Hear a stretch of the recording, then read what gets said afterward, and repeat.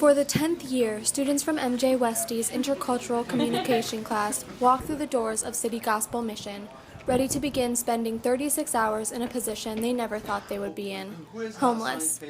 But that's the point, says MJ. The homeless experience helps students realize that the people in the shelter are just that, people, and homelessness can really happen to anyone. For the students, certainly it's a building of awareness and understanding what the addiction really looks like from a personal journey. You know, it's no longer that addict. His name is Aaron. His name is John. His name is, and you put a name, you know, insert a name here.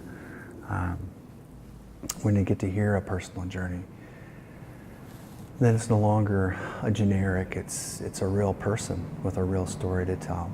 And the leaders are there to guide the students on their own journeys. Janae is one of the leaders, each of them selected because they have participated in the homeless experience in the past and know what it takes to make the experience valuable. Families get to know each other because you all need to be strong for each other at one point or another. What we're able to do is help them go through that anxiety and the uncertainty and push them to learn from that. And we really just guide them throughout the process and also make sure they take the process seriously. But exploratory studies student Timothy Carson admits from the beginning that he is not sure what to expect. I have absolutely no idea what's going to happen. I can tell you that I'm extremely anxious, and I'm sure it'll be a great experience looking back on, but going through it's going to be very difficult, I think. And it was difficult. The first task of the night, changing from their own warm clothes into clothes that were donated to the shelter. And then the rest of the night is spent eating and talking with men, like Johnny, in the City Gospel Exodus program, a long-term recovery program for men struggling with alcohol or drug addiction. Lights out after that because Saturday's wake-up time is 4:30 a.m.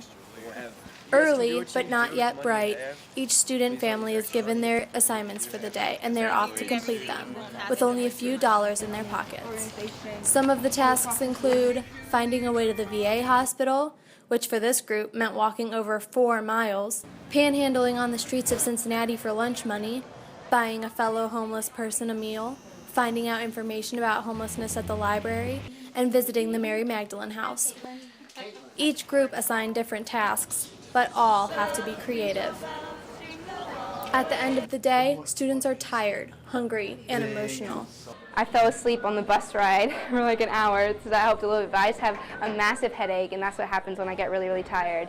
I mean, I feel like how I feel at the end of finals week, but it happened in one day. And although the experience left them psychologically exhausted, each of them took away something valuable. What we shared today, you can't replicate that, so. Obviously, I'm going to appreciate things so much more because I recognize how often people struggle in the small things like food and sleep and cold. It's definitely eye-opening, but yeah.